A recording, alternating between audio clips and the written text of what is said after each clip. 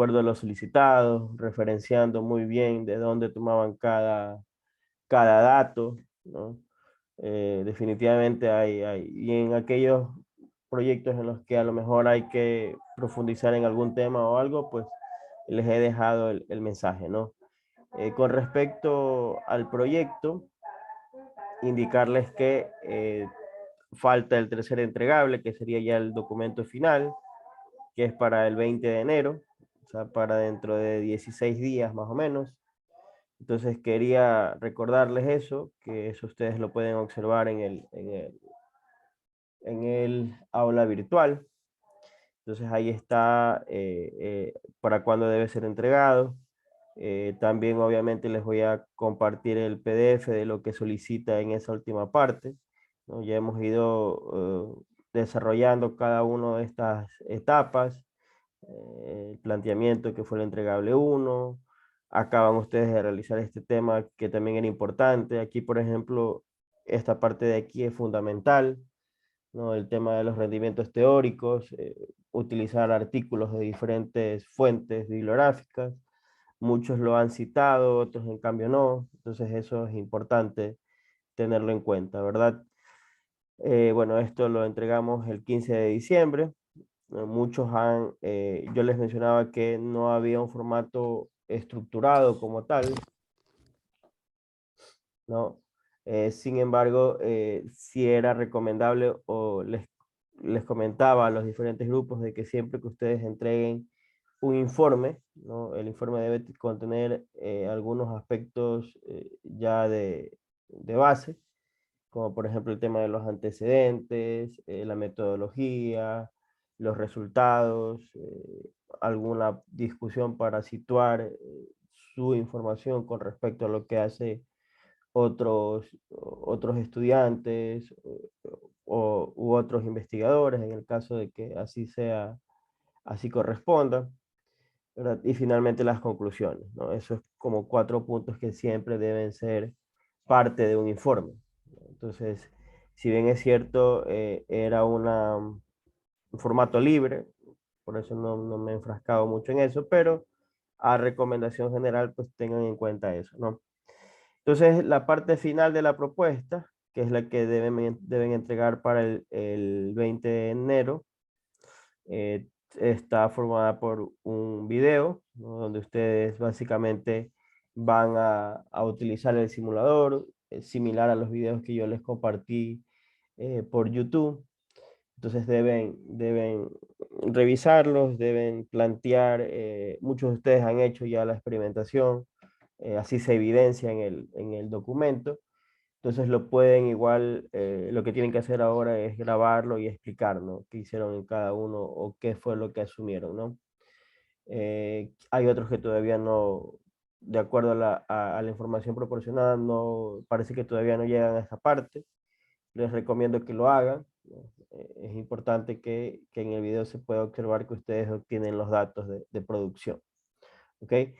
Algo que también es importante y que no sé si ustedes pudieron analizarlo o les dio el tiempo, ¿no? Sobre todo eso, creo que a veces están muy justitos con las diferentes actividades, pero tiene que ver mucho con las formas de producción, ¿no? Entonces, no sé si les llamó la atención que en algunos casos, por ejemplo, las 2, 3, 4 horas, ya básicamente no había o había mucha producción del compuesto, ¿no? Entonces, eso tiene algunas explicaciones, obviamente desde el punto de vista de simulación hemos planteado condiciones muy ideales, ¿verdad? Pero hay otro aspecto que también es importante y que tiene que ver con la tasa de crecimiento del microorganismo. Si ustedes, por ejemplo, van eh, durante la simulación y hay una etapa en la que tienen que añadir información acerca del microorganismo. Me imagino que todos lo habrán dejado por defecto, tal como aparece, pero es la parte donde les piden qué tipo de ecuación de crecimiento sigue el microorganismo. Ustedes ponen algo sobre la ecuación de Monod, ¿verdad? Y ahí si ustedes van a fijar, les va a salir información sobre la mu máxima, ¿no? Entonces, si ustedes revisan la mu máxima, que está ya seteada para proceso para el simulador es alrededor de 0.6, ¿no? Entonces, definitivamente es una velocidad de crecimiento súper alta, ¿no? Entonces, tengan ustedes en cuenta que esa velocidad de crecimiento va a cambiar, ¿no? Va a cambiar cuando ustedes cambian de sustrato, cuando ustedes cambian de condiciones operativas. Entonces, todo eso va a incidir de que probablemente ese 0.6 que ustedes tienen seteado en la vida real no sea 0.6, ¿no? Es probable que sea mucho menos. Estamos hablando de alrededor de 0.1, 0.2. Ahí como velocidades muy altas de crecimiento. Entonces, ese es un aspecto que yo creo que deberían todos revisarlo, ¿no? Estamos simulando, son condiciones ideales, pero tengan en cuenta que la forma en la que crece el microorganismo también incide en que hayan estas megas producciones que ustedes encuentran en la simulación y que en cortos tiempos ya tengas una producción magnífica, ¿no? Entonces, eso es algo que se los quería comentar el día de hoy. De ahí, obviamente, tienen que realizar un trabajo, un documento escrito, tipo artículo científico, donde se recoja la siguiente información. Entonces, aquí, por ejemplo, descripción del proceso, ustedes plantean la producción de un compuesto, ¿verdad? Y ustedes, gracias a la simulación, uno de los resultados es que ustedes dicen de los 3 fuentes de carbono evaluadas, esta es mejor, esta es peor y esta no puede ser, puede mejorar.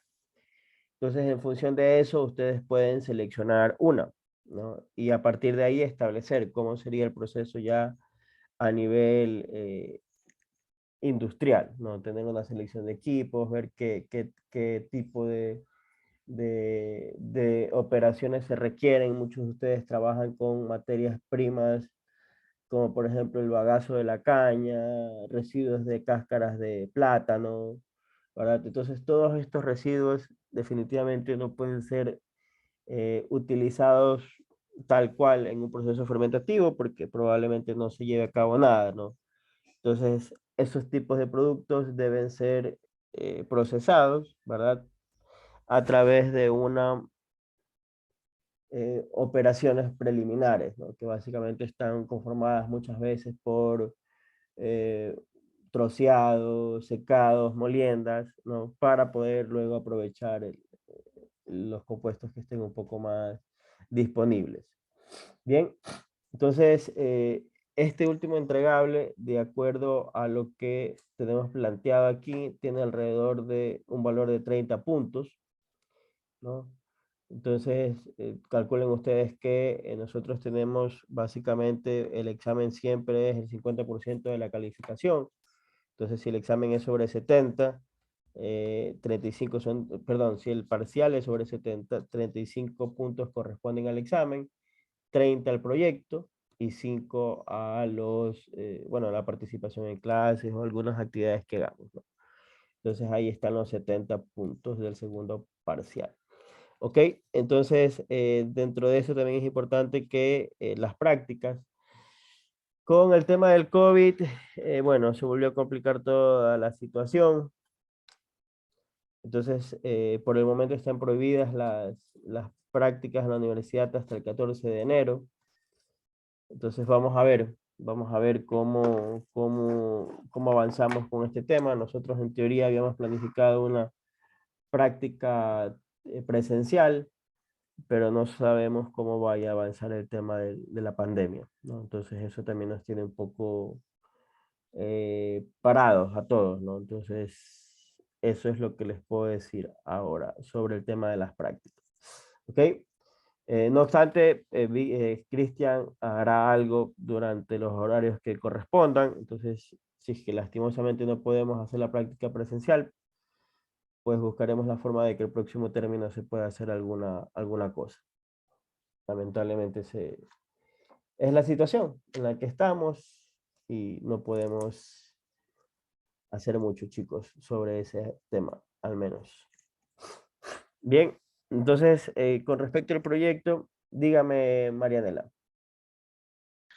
Es solo una preguntita, profe. Ahí dice que el documento escrito tiene que ser tipo artículo científico, o sea, como el formato de los papers, así. Sí, sí. O por sí. Ya, gracias. Sí, y el formato es casi el que les he explicado, ¿no? Siempre hay un resumen, hay una introducción, hay materiales y métodos, hay resultados, hay una pequeña discusión y conclusiones, bibliografía. Básicamente ese es un formato de un trabajo científico. Entonces tienen todos esos puntos, ¿no? Entonces, eso. Hay, por ejemplo, el video y el documento tienen puntaje, ¿no? Luego hay un tema de una autoevaluación, ¿verdad? Donde ustedes realizan cuál fue su aporte al proyecto y también cada uno de ustedes evalúa el aporte de su compañero, ¿no? Entonces esto es más para conocimiento de cómo se trabaja en equipo, ¿no? Hay muchos, bueno, no tanto en pregrado, en posgrado hay muchos estudiantes que no quieren trabajar en equipo, por ejemplo, en grupos, ¿no? No, sienten que esa práctica no es muy buena, no es muy positiva. Entonces, al menos en pregrado, la experiencia que tengo siempre es bastante eh, llenador y se genera un espacio de discusión interesante cuando se trabaja en equipo, pero bueno, no creo, no siempre todos tenemos la misma visión, ¿no? Entonces, este último punto va por ese lado, ¿no? Conocer qué tan bien se sienten los estudiantes o cuál fue su aporte y cómo ustedes vieron el desarrollo de sus demás compañeros, ¿no? Entonces, esto es netamente, esto sí es individual, ¿no? Y cada uno con un correo me dice, profe, yo creo que mi compromiso y participación fue bueno, malo, aceptable, el de mis compañeros también fue muy bueno. A lo mejor podemos mejorar en estos aspectos, pero es más para información personal. Bien, bueno, esto respecto al proyecto. No sé si tal vez tengan alguna otra duda, algún comentario. Profesor, buen día. Dígame, Este, Carlos, buenos días.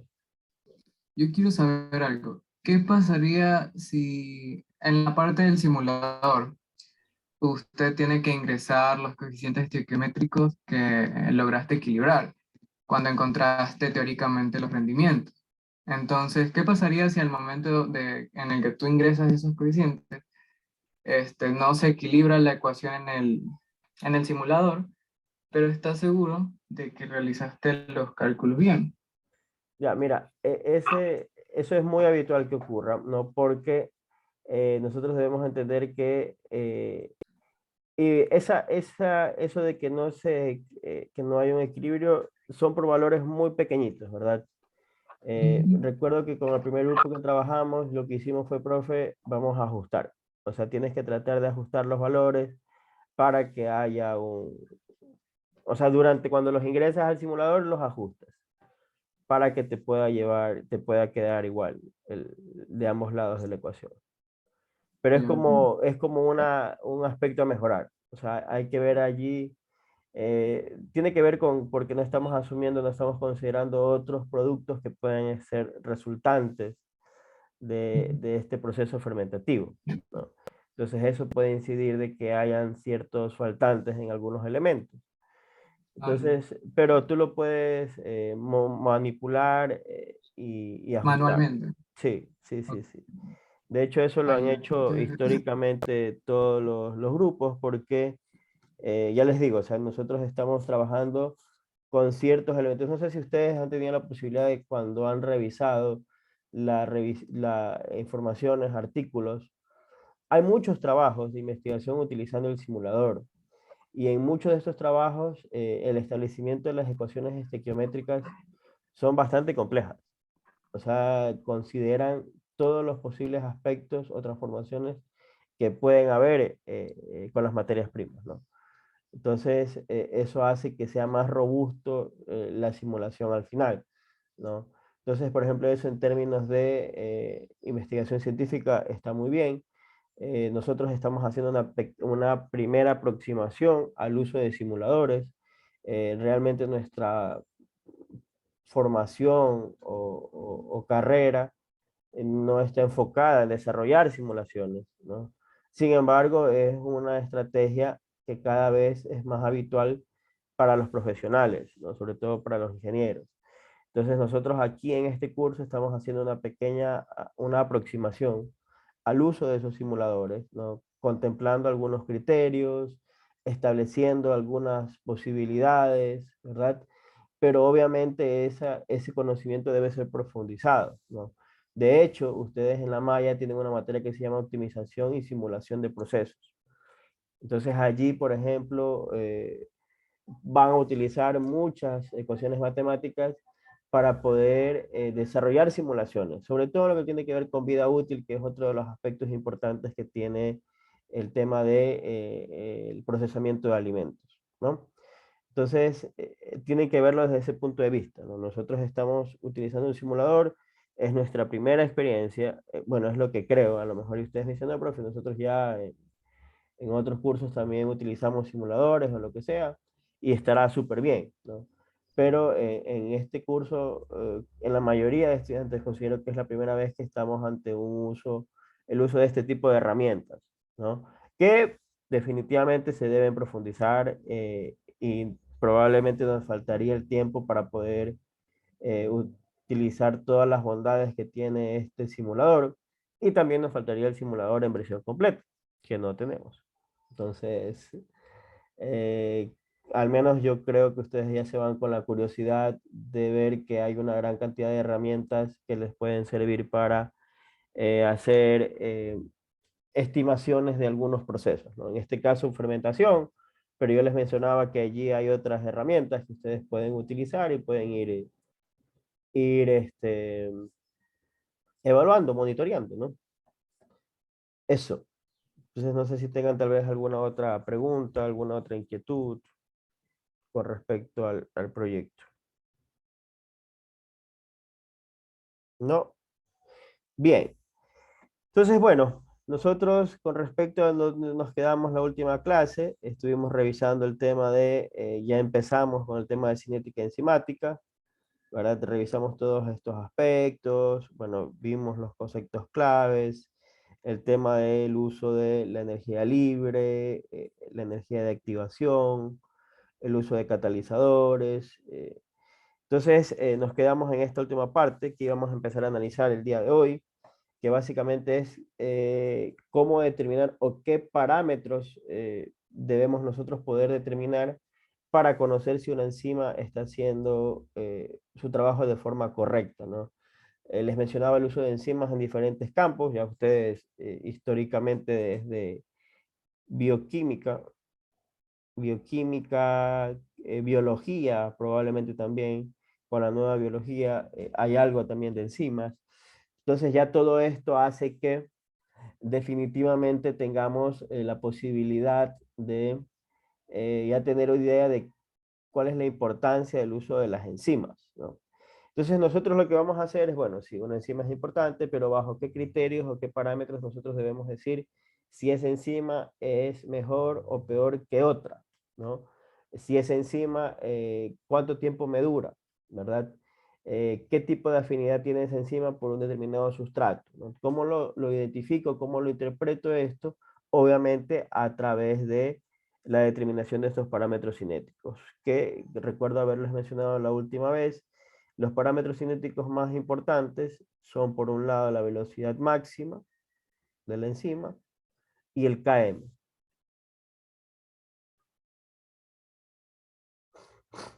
La velocidad máxima y el Km. La velocidad máxima, si nosotros hacemos la analogía con lo que hemos estudiado en fermentación, la velocidad máxima es equivalente a mu, ¿no? Y el Km es el Ks, ¿no? Recuerdan ustedes cuando hablábamos de la ecuación de Monod.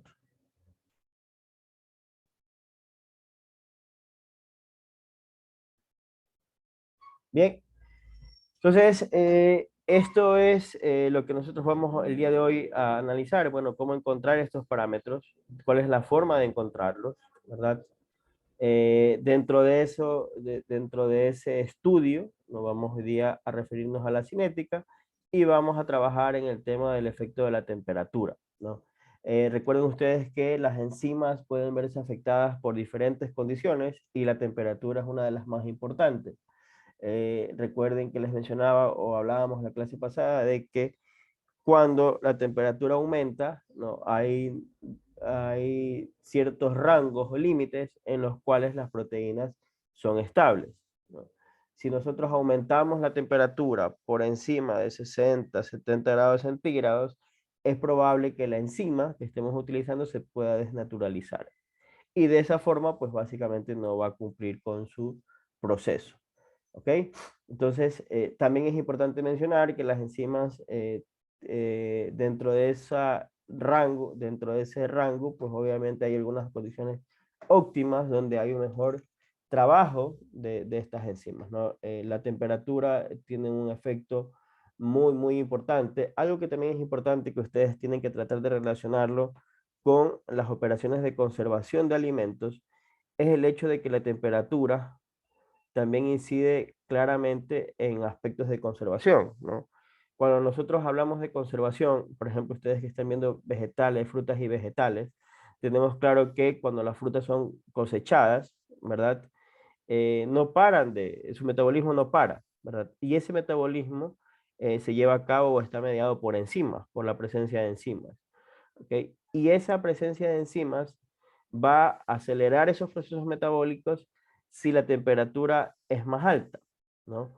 Por eso, una de las primeras operaciones post cosecha que se realiza cuando usted tiene una fruta es enfriarla, ¿verdad? De esa forma, nosotros podemos disminuir todos estos procesos metabólicos, ¿no? Entonces, la temperatura a altas y bajas tienen una importante incidencia en la conservación de alimentos desde el punto de vista de la presencia de enzimas.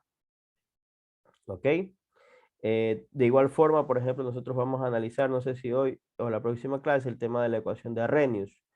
La ecuación de Arrhenius es una ecuación matemática que es bastante utilizada para entender el comportamiento o el cambio de un criterio, ¿no? Respecto a la temperatura, ¿no? Entonces, hay muchos aspectos de calidad, como por ejemplo el factor Q10, ¿verdad? Que tienen incidencia directamente con el cambio de temperatura, ¿no?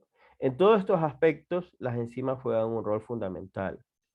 Ténganlo claro, las enzimas son totalmente fundamentales en los procesos de conservación.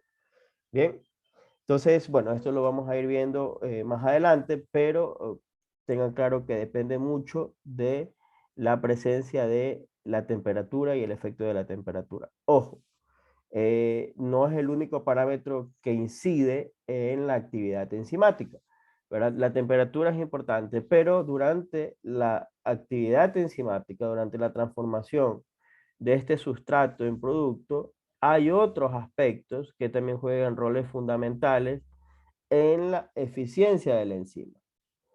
Y dentro de esos aspectos, básicamente pueden ser, por ejemplo, la presencia de inhibidores. Entonces, la presencia de inhibidores lo que hace es afectar muchas veces el sitio activo de la enzima, alguna parte distinta al sitio activo, ¿no?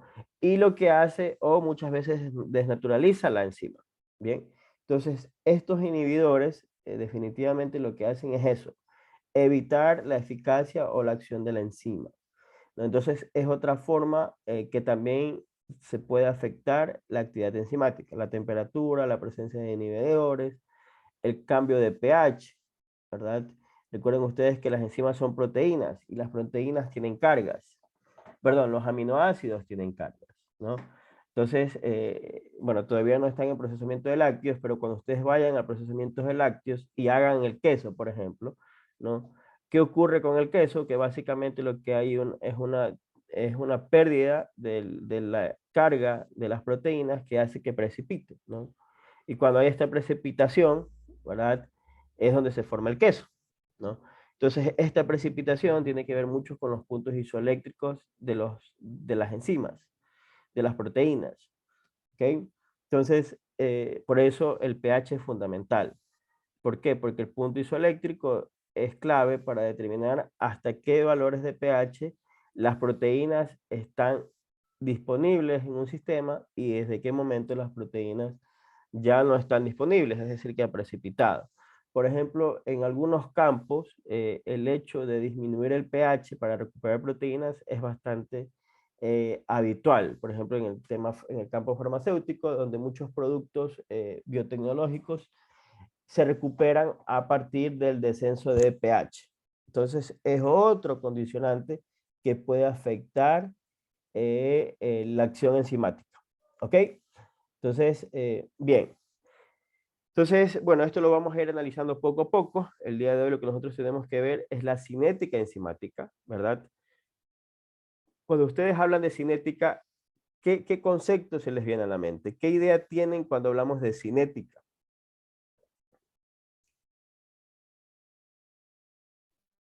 ¿Qué idea tienen? Velocidad. Movimiento. ¿Perdón? Movimiento. Velocidad. Movimiento, velocidad, ¿qué más? ¿Qué otra idea tienen?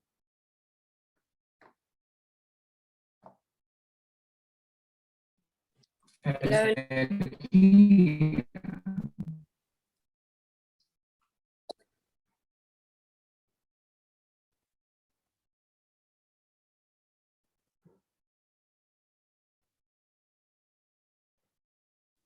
Análisis del movimiento.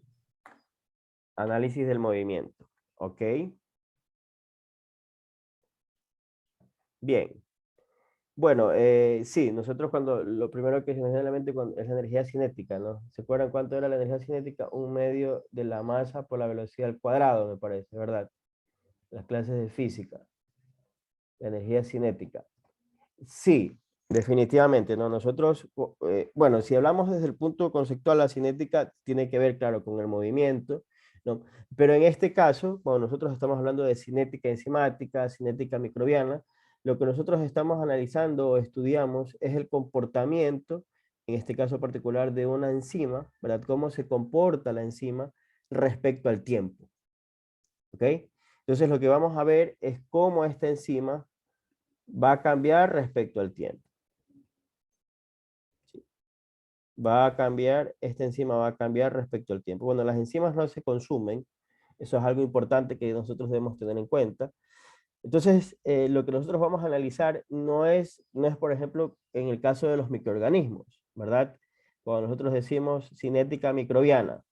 Entonces, en la cinética microbiana yo sí puedo ver cómo la biomasa crece en el tiempo, ¿verdad? Hasta que llega a un punto. En cambio, las enzimas no, ¿no? Pero lo que sí nosotros podemos analizar dentro de la cinética enzimática es cómo cambia, como decían ustedes, la velocidad, ¿verdad? Cómo se afecta la velocidad. Bien, entonces,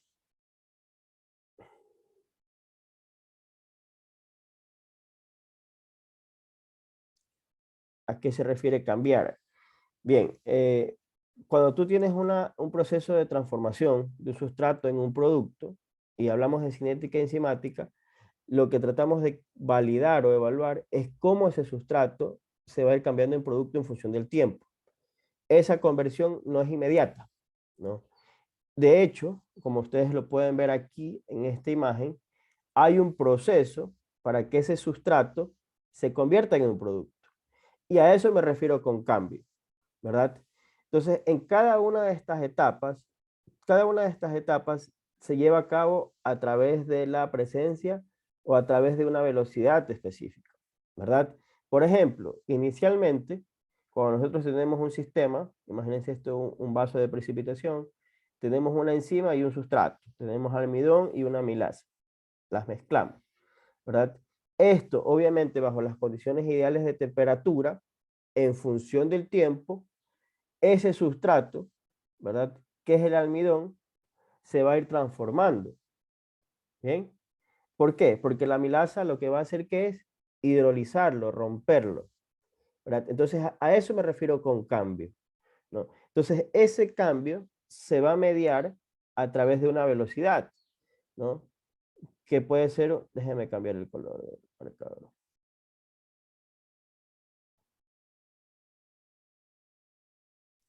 Que generalmente la velocidad está descrita de esta forma. Por ejemplo, esto puede ser un K1, ¿verdad? Que lo que hace es que este enzima más sustrato se convierta en el complejo enzima sustrato. Luego cuando ya tienes la unión de la enzima al sustrato, recuerden ustedes el concepto de estado de transición, que es donde aquí ya se lleva a cabo o es el momento en el que hay mayor probabilidad de que ese sustrato se convierta en producto, ¿verdad? Entonces, cuando ya tengo el complejo enzima-sustrato, habrá una segunda velocidad, ¿no?, que hace que este complejo se rompa y yo tenga mi enzima nuevamente libre y ese sustrato se convierte en producto. ¿Ok? Las enzimas, como les he mencionado, no cambian, no se consumen, siguen siendo parte del sistema, a no ser que nosotros aumentemos la temperatura. Bien, entonces aquí dentro de la cinética o dentro de esta transformación que va ocurriendo, ya hemos identificado dos velocidades, ¿no? Una velocidad asociada a la formación del complejo enzima de sustrato y otra velocidad asociada ya a la liberación del producto. Bien, aquí ocurre algo interesante y ocurre en esta primera etapa, en esta parte de aquí, ¿verdad? Ustedes aquí ven algo que, ¿cómo se explica, no? Que cada uno, E más S, hay una velocidad y se forma este complejo enzima sustrato. Pero aquí hay una flechita para el otro lado. ¿Qué significa esa flechita?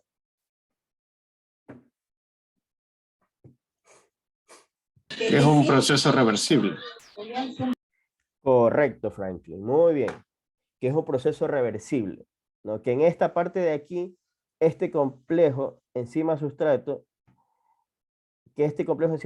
se puede separar, ¿no? ¿Por qué se puede separar? Por presencia de inhibidores. Bien, cuando veamos la parte de inhibición, vamos a ver que hay una serie de inhibiciones, ¿no?, que pueden hacer que este complejo enzima sustrato pueda separarse y pueda la enzima volver a su estado normal y el sustrato de igual forma. ¿Ok? Entonces, y solamente ocurre aquí, ¿no? Cuando el complejo enzima sustrato ya está formado y ocurre esta transformación de enzima más producto, es sumamente complicado de que esto vuelva a que el producto se convierta nuevamente en sustrato. Hay un tipo de enzima que son las transglutaminasas, que son bastante interesantes. Y una vez, recuerdo hace algunos años, nosotros hicimos un proyecto con unos estudiantes. Bueno, ellos hicieron un proyecto en cárnicos que utilizaban enzimas, pero era para pegar estos recortes. Las transglutaminasas lo que hacían eran unir las proteínas. ¿Ok? Entonces, ¿qué les quiero decir con eso? Que muchas veces es verdad que pueden existir enzimas o se pueden transformar los microorganismos para que produzcan enzimas que puedan volver a compactar estos productos y llevarlos a su molécula inicial. Pero esto ya es bastante complicado, ¿no? Pero estas enzimas, estas transglutaminasas, existen y en su momento, como les menciono, se utilizaban, ¿no? Y eran recortes de carne, de diferentes tipos de carne, que ellos habían aplicado a la enzima, ¿verdad?, para que pudiera verse como un solo filete, ¿no? Era bastante interesante el proyecto y se llevaba, y era factible sobre todo, ¿no? Entonces bueno, esto se los comentaba por el hecho de las velocidades, ¿ok? Entonces, tengan claro esta parte de aquí, ¿no? Aquí ustedes pueden ver las tres etapas de la formación de un sustrato en producto, ¿no? En esta parte de aquí, recuerdan ustedes que nosotros mencionábamos la clase pasada, ¿cuál es la forma de unión de la enzima al sitio activo, ¿no? Recuerden ustedes que este es el sitio activo de la enzima, ¿verdad? Entonces, ese sitio activo de la enzima se va a unir, valga la redundancia, a la enzima, ¿verdad? Y esto puede llevarse a cabo de dos formas, ¿no? Por el ajuste inducido o por el modelo de llave y cerradura, ¿no? El modelo llave y cerradura es un modelo más estricto, ¿no? El sitio activo tiene una forma, la enzima tiene una forma y se une y eso es ya. El modelo de ajuste inducido es un modelo que se ajusta más a las condiciones reales. Las enzimas suelen cambiar en función de las condiciones en las que se encuentran, o sea, hay cambios ligeros, ¿no? Y hace que se puedan adaptar o puedan adaptar su sitio activo a la forma de la enzima, ¿no? Entonces son dos modelos propuestos para la formación del complejo enzima-sustrato. Recuerden, el modelo de ajuste inducido o el modelo de llave y cerradura. Bien, Son dos modelos propuestos en su momento para explicar la formación de este complejo enzima-sustrato. Bien, entonces en esta misma línea, recuerden ustedes que aparecía el término de la energía de activación, ¿verdad? Aquí ustedes pueden ver, este delta G básicamente es la energía libre, ¿no? La energía de activación es la energía necesaria, es la energía mínima para poder llevar a cabo la reacción, ¿verdad? Recuerden que la energía libre es la energía total que tiene el sistema, la energía de activación es la energía mínima, ¿no? Entonces, esta energía de activación depende estrechamente de los catalizadores, ¿verdad? Dentro de los catalizadores, la que a nosotros nos interesa estudiar ahora está las enzimas. ¿Bien?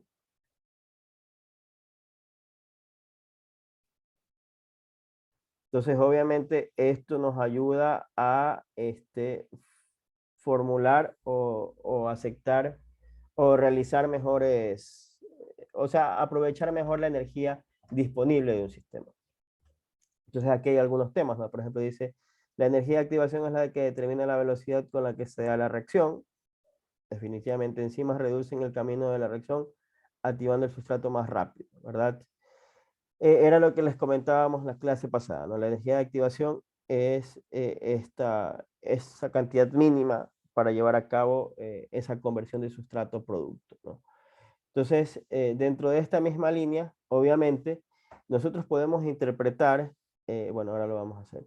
Nosotros podemos interpretar, cuando nosotros hablamos de cinética enzimática, básicamente se trata de analizar los cambios que van ocurriendo, ¿verdad? Los cambios que van ocurriendo respecto a quién.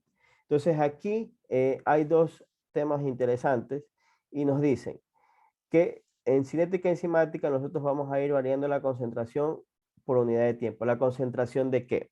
Bien, recuerden que cuando nosotros tenemos una cinética enzimática vamos a tener un sustrato, ¿verdad?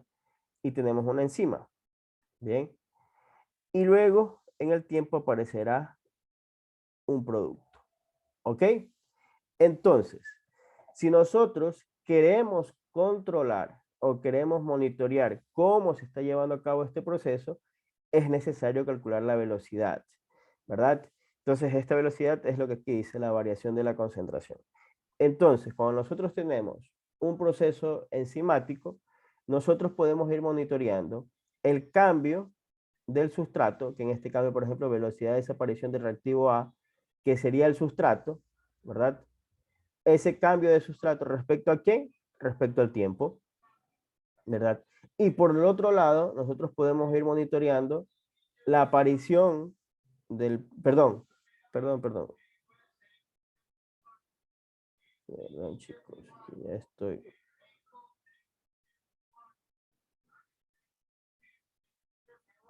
Cuidado si les da hambre, ¿eh? Están vendiendo a vender ese bicho. Bien, a ver, les decía, entonces, pues nosotros podemos monitorear el consumo, la desaparición del sustrato, ¿verdad? Pero también podemos ir monitoreando la aparición del producto en función del tiempo, que es a lo que se refieren estos dos puntos de aquí. Ahora lo vamos a ver, ¿no? Luego vamos a ver, en un momento vamos a ver cómo nosotros monitoreando esto, llegamos a calcular las velocidades, ¿verdad? Lo cual es sumamente importante. Bien, entonces dentro de esta misma línea, lo que les comentaba hace un momento, ¿qué factores afectan estos procesos? La temperatura es fundamental, lo vamos a ver. pH, ¿no? La concentración de la enzima también es otro aspecto que puede limitar, ¿no? El proceso, ¿verdad? Entonces, obviamente, de hecho, uno de los temas interesantes que tiene que ver relacionado a la concentración de enzima y hace que se busquen alternativas es la posibilidad de inmovilizar las enzimas, confinarlas a un sistema para que puedan estar disponibles de forma continua,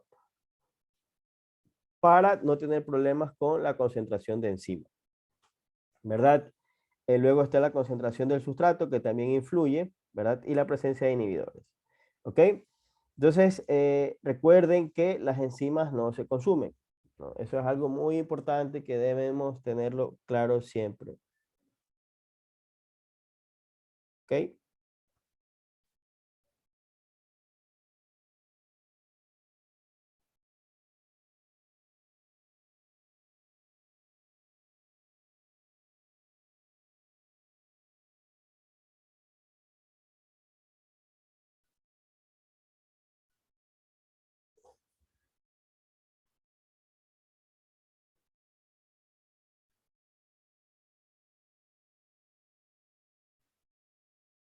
Ay, perdón. Bien, perdón.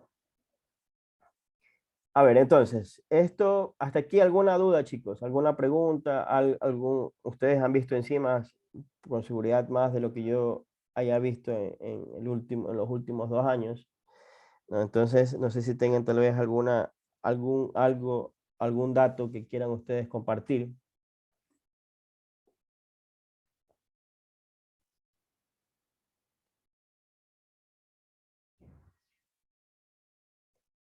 ¿No? Está bien, chicos. Me imagino que todavía están adecuándose al nuevo año.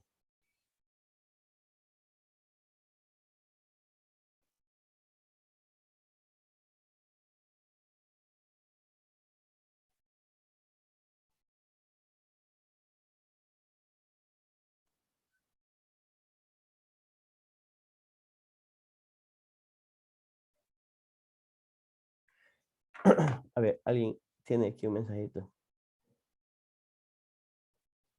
No, no están disponibles, pero creo que tengo que darles publicar, me parece. Entonces, de hoy, apenas terminemos las clases, lo hago. ¿Ya? Porque igual las otras todas las he puesto. Entonces, probablemente en estas me haya faltado darles el publicar. Pero hoy lo hago sin problema. Bien, a ver, entonces. Bien, entonces, llegamos a esta parte de aquí, ¿no? Nosotros hemos dicho que nosotros podemos relacionar el cambio del sustrato respecto al tiempo, ¿verdad? Esto nos va, o nosotros podemos calcular la aparición del producto respecto al tiempo. Bien. Entonces, ¿cómo nosotros podemos llevar a cabo o cómo nosotros podemos construir, ¿verdad? Este término o esta gráfica de este tipo, ¿no? Entonces, por ejemplo, dice aquí se estudia efecto de la sustrato sobre la velocidad de reacción manteniendo la cantidad de enzima constante. Esto es algo importante. La cantidad de enzimas siempre va a permanecer constante. Dice orden 1 a bajas concentraciones, orden 0 a altas concentraciones, ¿no? Cuando hablamos de orden 1, es que básicamente la velocidad del proceso, ¿verdad? Depende estrechamente de la concentración de sustrato, ¿verdad? A medida que aumente la concentración de sustrato, la velocidad va a aumentar. Entonces eso se llama reacciones de orden 1. ¿Ok? Recuerden, a medida que aumenten las concentraciones de sustrato, la velocidad de reacción va a aumentar. Cuando la velocidad depende de la concentración de sustrato, hablamos de orden 1. Cuando la velocidad ya no depende de la concentración de sustrato, que básicamente es en esta parte de aquí, ¿verdad? Donde ustedes ven que por más que uno incremente la concentración de sustrato, la velocidad no varía. Entonces aquí hablamos de orden 0. Orden 1, orden 0, ¿no? Entonces son el tipo de reacciones que nosotros podemos encontrar en cinética enzimática. Pero más allá del tipo de reacciones, ¿verdad? Lo que yo quiero preguntarles a ustedes es cómo ustedes consideran que nosotros construimos esta gráfica. Velocidad versus concentración de sustrato. Velocidad versus concentración de sustrato. ¿Alguien tiene alguna idea de cómo llegar a eso?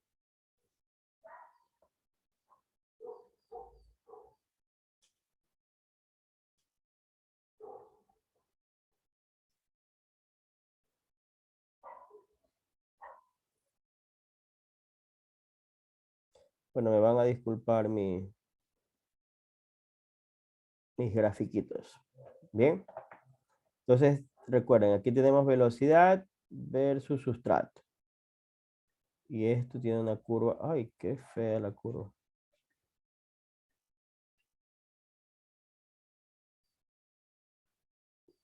Así. Tiene una gráfica de ese tipo.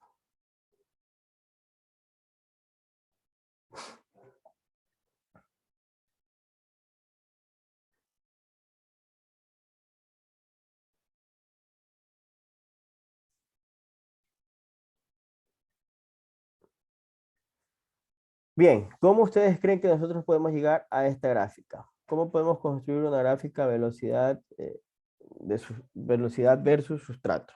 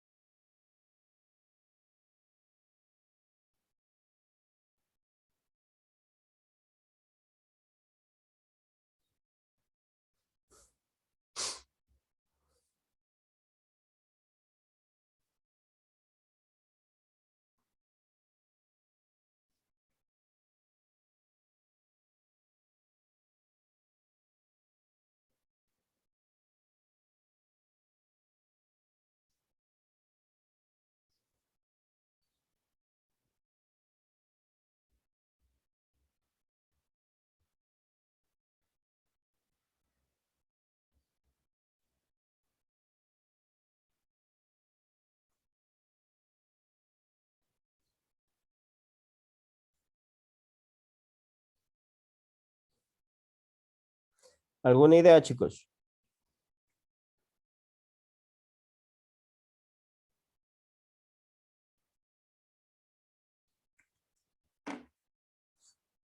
A ver.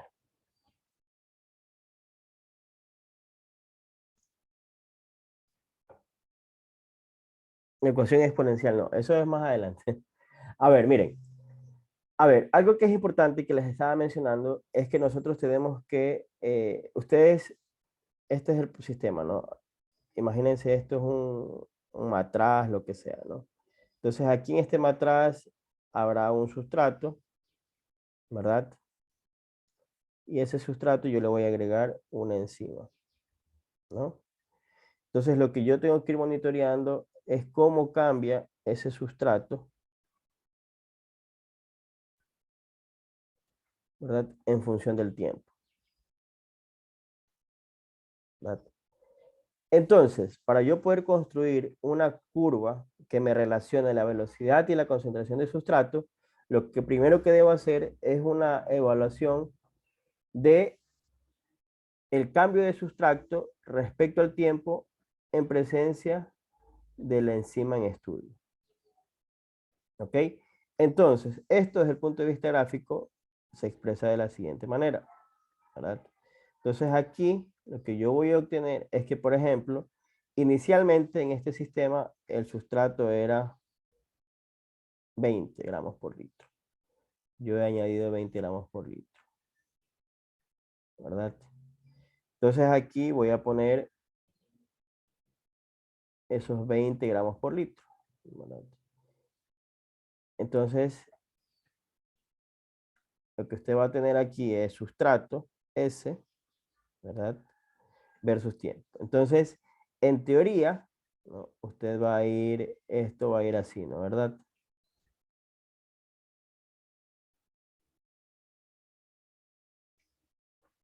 ¿Sí o no? Porque a medida que pasa el tiempo, el sustrato va a disminuir, ¿verdad? Y en cambio, si yo considerara el producto, fuera al revés, ¿no? Fuera así. Este fuera el producto si yo considerara el efecto contrario. Entonces, en este caso debería ser el cambio, la aparición de P respecto al tiempo. ¿Ok? Entonces, ¿cómo yo calculo? Recuerden, esto lo estoy haciendo para 20 gramos por litro. Entonces, para yo poder tener información, este mismo trabajo debo hacerlo para diferentes concentraciones de sustrato, para yo poder interpretar o analizar la velocidad de esta enzima. Bien, porque al final del día, toda esta información que yo voy a obtener, lo que quiere llevarme a mí es a calcular la velocidad máxima y el km de la enzima, que son los elementos claves en cinética enzimática, ¿no? Entonces, esto es lo que yo quiero encontrar, es lo que yo quiero calcular. Entonces, para yo poder calcular y tener la información de mi enzima basada en estos criterios, tengo que hacer este análisis, ¿ok? Entonces, tengo que tener esta gráfica, velocidad versus sustrato, ¿no? Entonces, yo les planteo el hecho de que hay que estudiar diferentes concentraciones de sustrato y ver su cambio en función del tiempo. Cuando tenga estos gráficos de aquí, ¿cómo calculo la velocidad?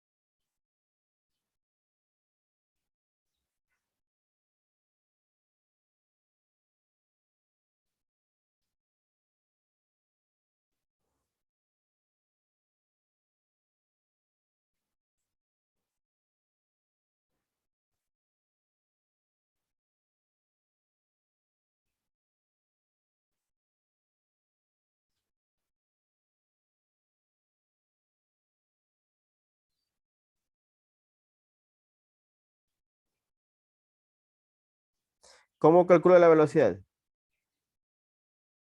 ¿Alguna idea? Aquí. Concentración sobre tiempo. Ya, eso ya sabemos que es concentración sobre, pero ¿cómo la calculo aquí en el gráfico?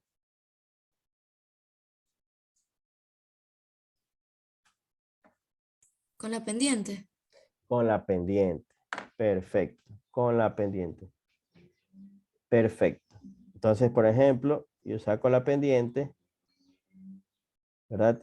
Entonces, de este gráfico, yo tengo, de cada gráfico, yo voy a tener mi valor de pendiente, que va a ser igual a la velocidad. ¿Ok? Entonces, tengo el sustrato y tengo la velocidad. Entonces, este mismo análisis, usted lo debe realizar para las concentraciones de sustrato en estudio, ¿verdad? Para poder construir esta gráfica sustrato versus velocidad. ¿Por qué es importante construir esta gráfica sustrato versus velocidad? Porque esta gráfica corresponde a la gráfica que está relacionada con la ecuación de Michaelis y Menten, ¿no? Que es básicamente la forma en la cual se representa la cinética enzimática. ¿Ok? ¿Estamos claros en esta parte de aquí? O sea, todo esto lo hago porque al final del día lo que nosotros queremos encontrar es velocidad máxima y Km. De hecho, una forma habitual que históricamente se aprende en bioquímica, no sé si todavía sea así, pero es, por ejemplo, muchas veces lo que hacen es decir bastante a través de la observación, usted lanza una línea y dice, bueno, mi velocidad máxima es esta de aquí, ¿verdad? Y un medio de la velocidad máxima, que es la mitad de la velocidad máxima, corresponde al km, que es por aquí, ¿verdad? Entonces, este enfoque, desde un punto inicial, es, es, es aceptado, ¿verdad? Sin embargo, nosotros vamos a encontrar que hay otras formas para poder encontrar velocidad máxima de km que correspondan o estén relacionadas con aspectos más fuertes, ¿no? O sea, con criterios matemáticos, ¿no? Que es una de las cosas que vamos a revisar a continuación. Bien, hasta aquí, chicos, ¿alguna pregunta?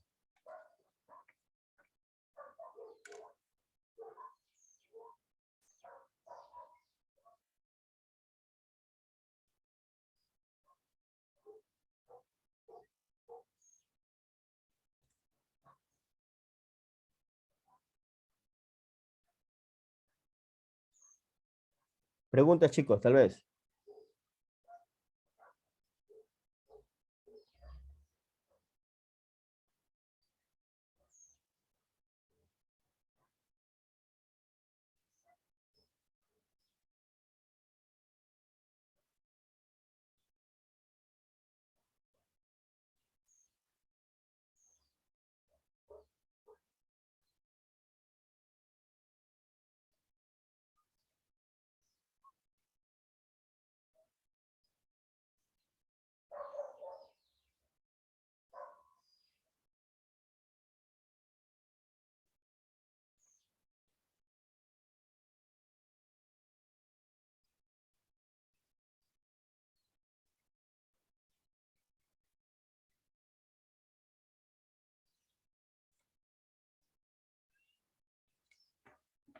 Ay, bien.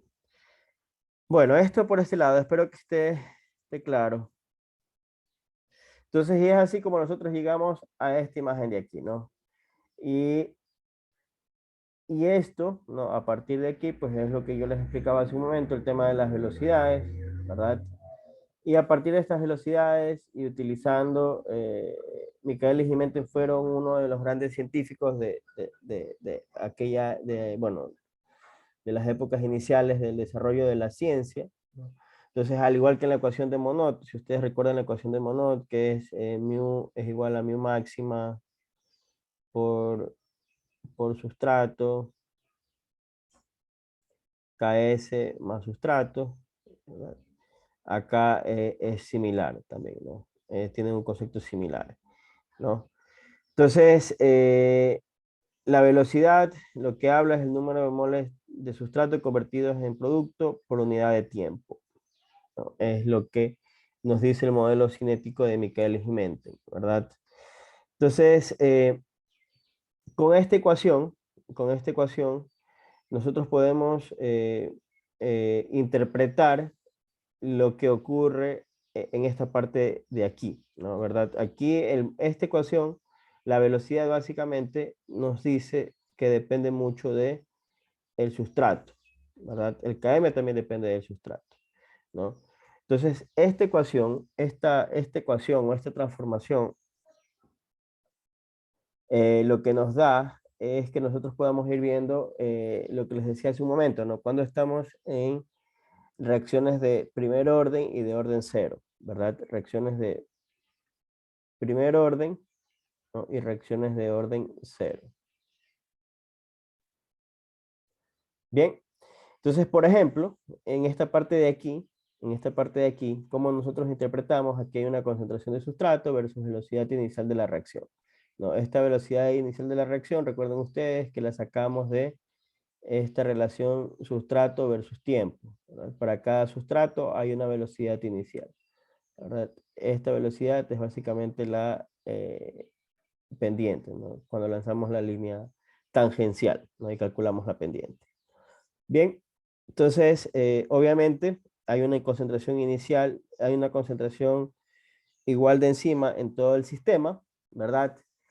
Entonces, a medida que aumente la concentración de sustrato, va a ir aumentando la velocidad de transformación del sustrato en producto. Aquí estamos en una reacción de primer orden.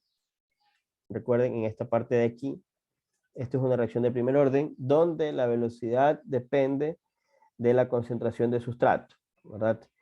Cuando ya se ha conformado o se ha formado el complejo enzima-sustrato, que es en esta parte de aquí,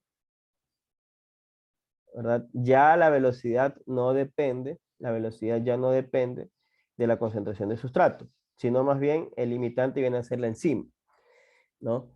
Entonces, pero como se trabaja a velocidad enzima constante, entonces en esta parte de aquí, ya la reacción se convierte en una reacción de orden cero. ¿Por qué? Porque la velocidad del proceso ya no depende de la concentración de sustrato, ¿no? Entonces aquí es donde ustedes pueden ver, la enzima se une, pero empieza a haber una liberación de los productos, como ven por aquí. ¿Okay? Hay una liberación de los productos. ¿Ok? Entonces, basados en esto, basados en esta gráfica de aquí, nosotros podemos empezar a interpretar algunos valores relacionados a la presencia de estos criterios, velocidad máxima y km, ¿no? Recuerden, concentración de sustrato, velocidad, esto va a ir aumentando, la velocidad máxima es este de aquí, es una velocidad teórica, ¿verdad? El km es un medio de la velocidad máxima.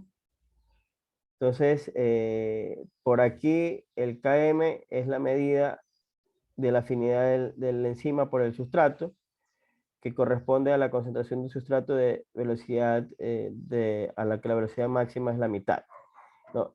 Este km, si es más pequeño, quiere decir que tiene una mayor afinidad por el sustrato. Si el km es más pequeño, mayor afinidad por el sustrato. Si es alto, quiere decir que tiene una menor afinidad. La afinidad, como en algún momento les mencionaba, depende de la fuente de la enzima, si es bacteriana, fúngica, o en algunos casos hay también de plantas. Y también hay de animales. ¿Ok? O sea, depende de dónde sea la fuente de la enzima, va a cambiar la afinidad. También la afinidad se puede ver afectada por la presencia de inhibidores. ¿Ok? Entonces, aquí, por ejemplo, lo que mencionábamos hace un momento, esta parte de aquí, cuando el sustrato es mucho menor a la km, la velocidad es igual a la velocidad máxima sobre km por la concentración de sustrato. Esto es igual a K por S, la constante de primer orden, que es lo que ocurre en esta parte de aquí. Cuando el sustrato es mucho menor, cuando estamos en esta parte de aquí. ¿Ok? En esta parte de aquí. Cuando estamos en esta parte de aquí, básicamente la constante es de primer orden porque depende del sustrato. ¿Sí? En este caso de acá, cuando el sustrato es mucho mayor a Km, que es desde aquí en adelante, ¿verdad? La velocidad máxima solo no depende de nadie. Si ven, acá depende del sustrato y acá ya no depende de nadie. Bueno, no es que no depende de nadie, básicamente puede depender de la enzima, ¿verdad? Pero como les mencionaba, este tipo de trabajos generalmente se realizan a concentración de enzimas constantes, ¿no? A diferencia de los microorganismos, que por ejemplo nosotros podríamos añadir en alguna parte del proceso de microorganismos, en este caso particular, añadir enzimas es más complicado, ¿no? Las enzimas son caras, ¿verdad? Dependiendo del grado de pureza, las enzimas son bastante costosas, ¿no? Entonces eso hace que no se puedan utilizar porque nos da simplemente la voluntad de hacerlo, ¿no? Sino que el uso tiene un costo asociado. ¿Ok? Bien, entonces aquí es donde viene lo interesante, ¿no? Y lo que vamos a ir aprendiendo en el curso es básicamente, como les mencionaba hace un momento, nosotros vamos a determinar velocidad máxima y KM, ¿verdad? Entonces, esta transformación, estos valores, el enfoque de decir, bueno, tengo esta curva y decir, este valor de aquí corresponde a esto y esto, que es la mitad, corresponde a esto, es aceptado, pero es bastante arriesgado, ¿no? Para nosotros tener valores más reales, es necesario utilizar transformaciones lineales. Es decir, que si tenemos esta gráfica, lo que tenemos que hacer a esta gráfica es linealizarla. ¿Ok? Hay que linealizarla, no hay más. Entonces, para linealizarla, ¿verdad? Hay varios métodos, ¿no? Entonces, por ejemplo, uno de los utilizados es el Lineweaver and Burke, que también se conoce como recíproca doble, que básicamente es calcular el inverso, ¿verdad? ¿El inverso de qué? El inverso de las velocidades y el inverso del sustrato. ¿Ok? Es decir, transformar esta ecuación en una ecuación de este tipo, ¿verdad? A través de calcular los inversos para cada uno de ellos. Bien, entonces si nosotros, esta ecuación que ha sido calculada a través de los inversos, bueno, aquí está arreglada, pero la comparamos con la ecuación de la recta,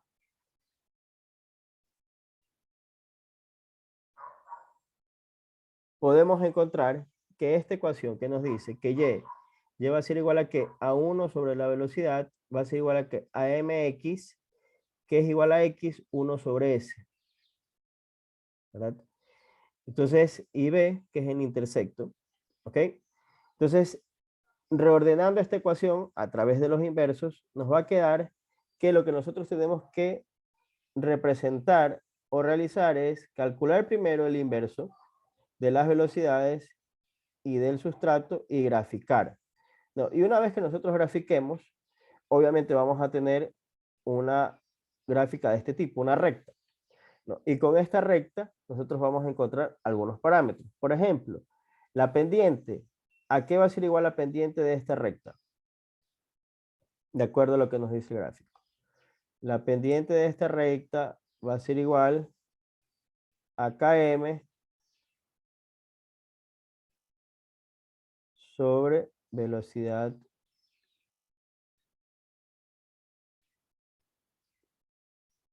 máxima.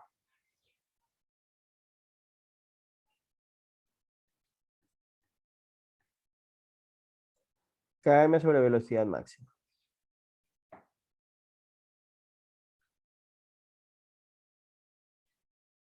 ¿Ok? Y por el otro lado, B, que es el intersecto, de acuerdo a lo que nos dice la gráfica, va a ser igual a ¿qué? A 1 sobre B máximo. Ya vamos a hacer unos ejercicios para que puedan irlos calculando. Entonces, dicho esto, usted va a encontrar que encontrando la ecuación de la recta, usted va a poder calcular el Km y la velocidad máxima. ¿Ok? Entonces, este es uno de las primeras transformaciones lineales aceptadas, el de Lineweaver-Burke, no es el único. Por ejemplo, está el de Eddie-Hosty, que es otro método de transformar las ecuaciones. No, en este caso, obviamente, lo que se hace es dividir para la velocidad, ¿no?, máxima, y nos queda una ecuación de este tipo, ¿verdad? Una ecuación de este tipo, tal como ustedes la ven aquí, igual es una ecuación de la recta, y es igual a mx. Todas estas ecuaciones terminan siendo ecuaciones de la recta porque al final del día nosotros queremos linealizar, ¿no? Entonces, obviamente, en este caso, nos dice que no tiene que calcular la inversa de la velocidad, es la velocidad versus la relación entre la velocidad y el sustrato. ¿Ok? Entonces se va a formar una especie de este tipo, una recta de este tipo, y nos dice que, por ejemplo, la pendiente en este caso va a ser igual a ¿qué? A menos Km, ¿verdad? Mientras que el intersecto va a ser igual directamente a la velocidad máxima. Entonces, esta es otra forma de poder calcular o de poder linealizar la ecuación de Michaelis-Menten. Esta ecuación, esta gráfica que nosotros les estaba mostrando. Ahí, esta gráfica de aquí la estamos analizando a través de este Eddie-Hosty. Y de Hannes Wolf es otra forma de linealizar. Esta vez es relacionando con respecto al sustrato, multiplicando por el sustrato, ¿verdad? Nuevamente, y es igual a mx, o bueno, en este caso es b más mx. Bien, entonces aquí, por ejemplo, lo que nos dice es que y, el eje de las y, es la relación entre la concentración de sustrato y la velocidad, y el eje de las x es solamente la concentración de sustrato. Bien, entonces tomen un print de cada uno de ellos. Recuerden, para linealizar la ecuación de Michaelis-Menten por Lineweaver-Burke es 1 sobre b respecto a 1 sobre s. Bien, 1 sobre b, 1 sobre s. ¿Ok? El Eddie-Hosty es b sobre s. Y el último, el de Hannes Wolf, es s sobre b respecto a s. ¿Ok? Entonces, ahora vamos a hacer el siguiente ejercicio para poder llevar ya a cabo la práctica, la práctica de estas transformaciones. ¿Ok? Tienen 5 minutos para copiar el ejercicio. Bien, si tienen alguna pregunta me la dejan en el chat.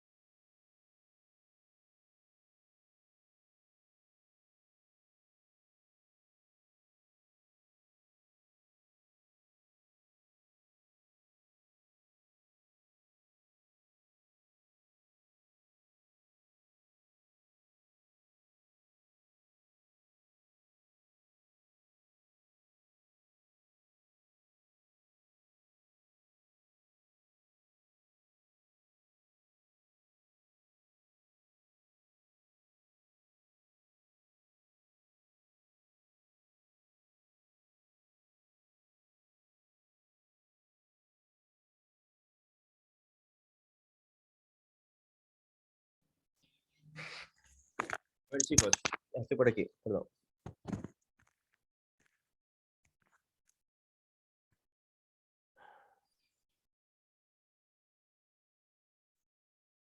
A ver. A ver, les decía, ¿no? Estábamos con el tema del el ejercicio. Dice, bueno, una enzima cataliza la hidrólisis de estos compuestos. La actividad enzimática es determinada midiendo las velocidades iniciales de la hidrólisis del sustrato.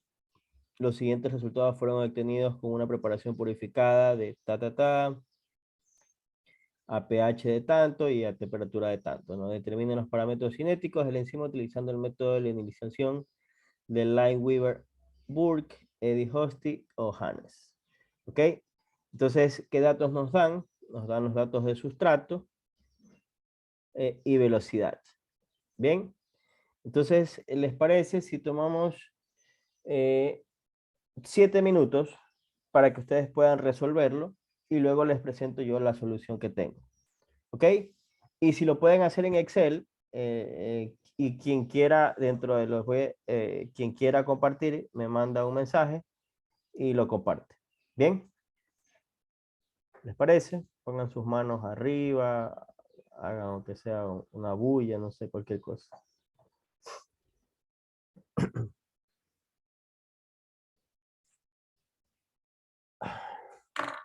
Bien.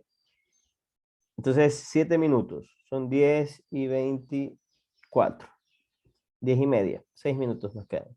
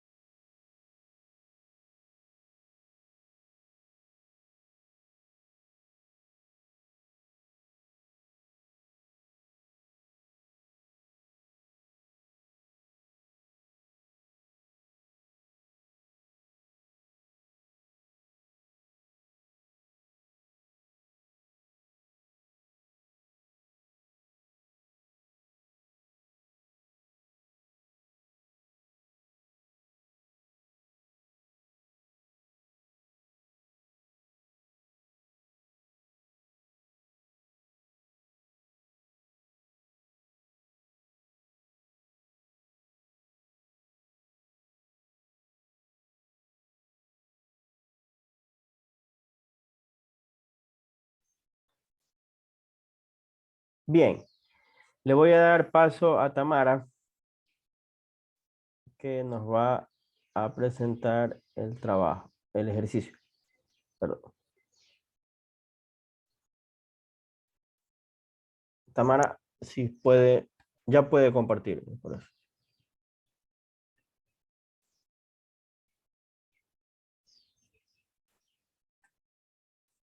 Sí se puede ver la pantalla. Sí, sí, sí, sí. Lo que yo hice fue usar el método Linear Work. Bueno, primero saqué los recíprocos, luego saqué la gráfica, y una vez que saqué la gráfica, hice que Excel me dé la ecuación de la recta, y teniendo la ecuación de la recta ya saqué la velocidad máxima, ya que ya tengo el valor de B, y me dio este valor. Y luego, como tenía ya el valor de la pendiente, saqué KM. Y me dio también este valor. O sea, despejando. Decidí los Bien, valores. bien, muy bien. Muchísimas gracias.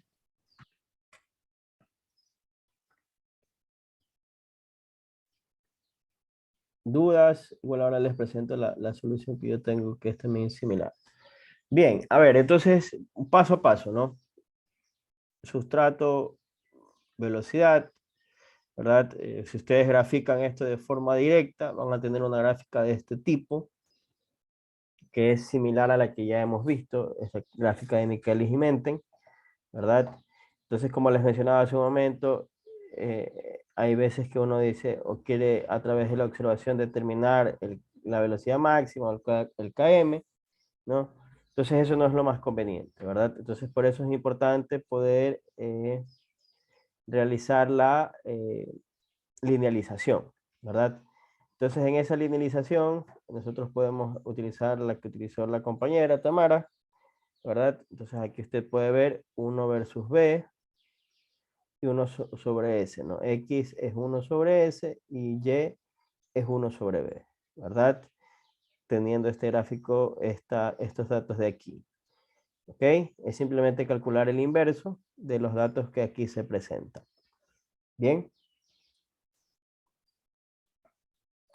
Entonces, basado en esto, obtenemos esta parte de aquí. Lo primero que se hace es obtener la ecuación de la recta, ¿verdad? Esta ecuación de la recta ya responde o la podemos comparar con lo que presenta lo de Lineweaver and Burke, ¿verdad? Entonces, basado en esto, calculamos los valores, ¿verdad? De la velocidad máxima 84,75 y km 0.644. Algo que es importante es el tema de las unidades, ¿no? Eso no lo olviden, aquí es muy importante colocar las unidades, que puede ser una de las cosas que le faltó a Tamara en lo que estuvimos revisando, ¿no? Entonces, eso en la parte de aquí, ¿verdad? Yo tengo de los otros, pero alguien hizo del otro. Este es el de Lineweaver and Burke. ¿Cómo les fue con los otros? ¿Alguien intentó hacer el otro?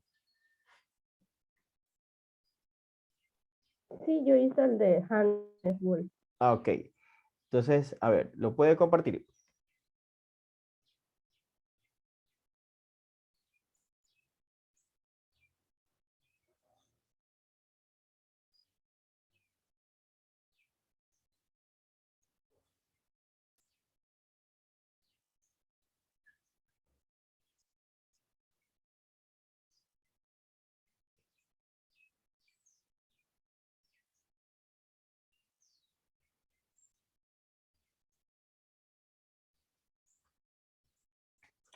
¿Puede compartir la pantalla?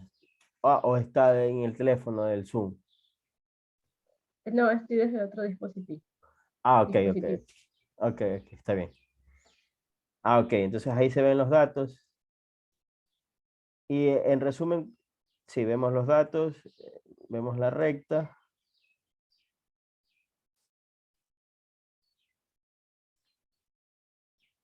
¿Y cuánto les salió los datos?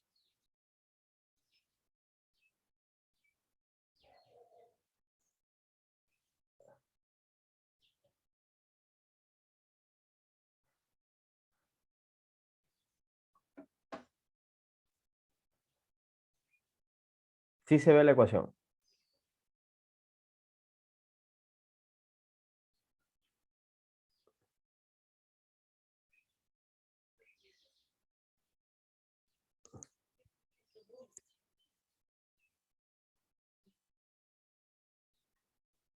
Bien, entonces entiendo que lo que he hecho es graficarlo, pero no veo los valores de km y velocidad máxima.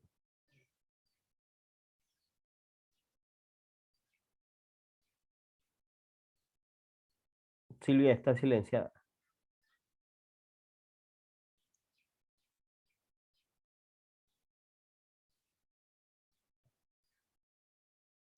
Bueno, no sé qué le pasó a Silvia.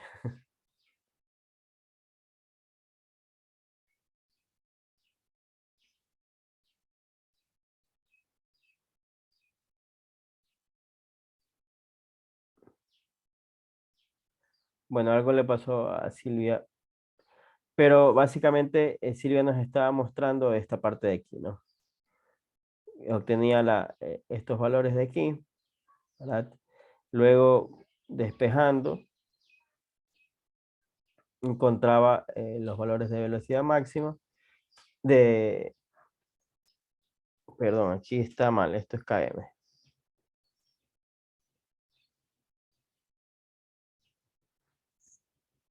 Que quedaría así, ¿no? Bien, y el último método, ¿quién hizo el del último método? ¿Alguien tal vez hizo el de Eddinghaus? ¿Alguien lo hizo?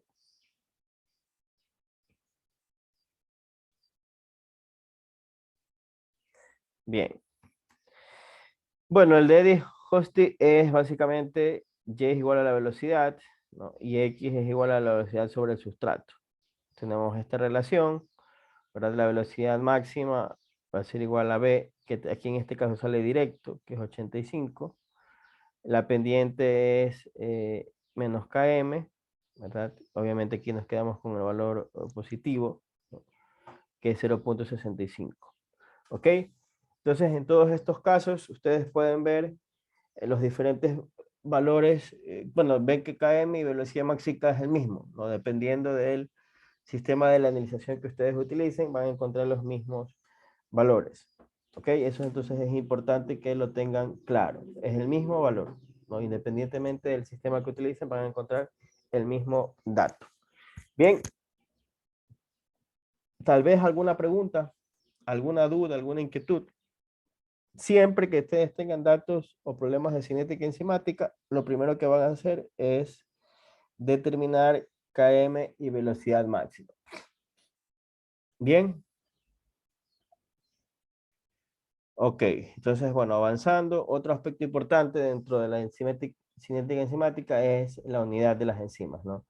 Hay diferentes formas de poder hablar de la acción enzimática, ¿no? Por ejemplo, siempre hablamos de la unidad de actividad de la enzima, que se representa con la letra U, que básicamente, ¿qué quiere decir esto? Es básicamente la cantidad de enzima que cataliza la conversión de 1 micromol de sustrato en 1 minuto.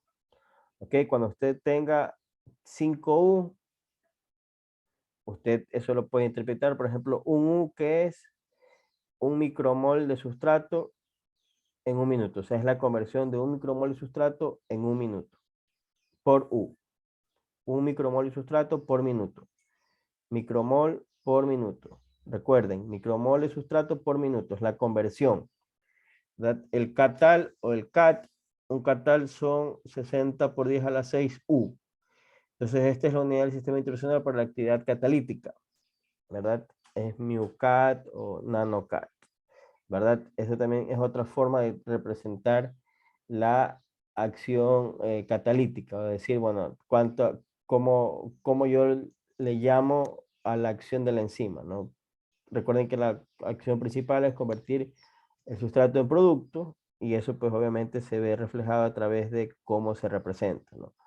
Unidad de actividad enzimática, esta U es la conversión o significa la conversión de 1 micromol de sustrato en 1 minuto. Y la actividad específica de una enzima es el número de unidades de enzima, número de unidades de enzima por miligramo de proteína. ¿Ok? Número de unidades de enzima. Recuerden, unidades de enzimas, esto es por miligramo de proteína o mililitro de solución. U por miligramo, no es U por mililitro. ¿Ok? Entonces esta es otra forma de representar la actividad de la enzima. Unidad de actividad enzimática, U. La unidad de actividad enzimática, U. Recuerden, esa unidad de actividad enzimática puede ser representada en CAT, ¿verdad? O también como actividad específica cuando ya se relaciona con la cantidad de sustrato, o sea, cuando ya se relaciona con la cantidad del sustrato en la cual se va a aplicar, ya sea sólido o líquido, ¿verdad? Dependiendo de dónde esté. Bien, entonces, bueno, esto es la primera parte que tiene que ver con el tema de la cinética enzimática, ¿no? De aquí nos toca ver el tema de la temperatura, pero por hoy lo vamos a dejar hasta aquí. Entonces, no sé si antes de terminar ustedes tengan alguna inquietud, alguna duda, algún comentario. Nos quedan exactamente, ¿cuántas clases nos quedan, chicos? Ustedes están atentos en todo. 2 o una, profe. 2. ¿Cuándo tenemos examen? 2, qué chévere, ya se acaba, ¿no? ¿Tenemos examen el 25 de enero? Sí. Perfecto. Bien, entonces sí nos da tiempo. La próxima semana veremos efecto de la temperatura y la inmovilización de enzimas. Y la última semana vamos a ver algo acerca de un taller acerca de lo que es el uso de las enzimas en diferentes productos alimenticios. ¿Ok? Entonces, yo les voy a poner clic a la presentación de las clases que está en el aula virtual para que ustedes puedan revisarlo. ¿Ok? ¿Está bien? ¿Están de acuerdo? ¿No están de acuerdo? Me imagino que sí están de acuerdo. Bien, chicos, entonces nos vemos el próximo martes.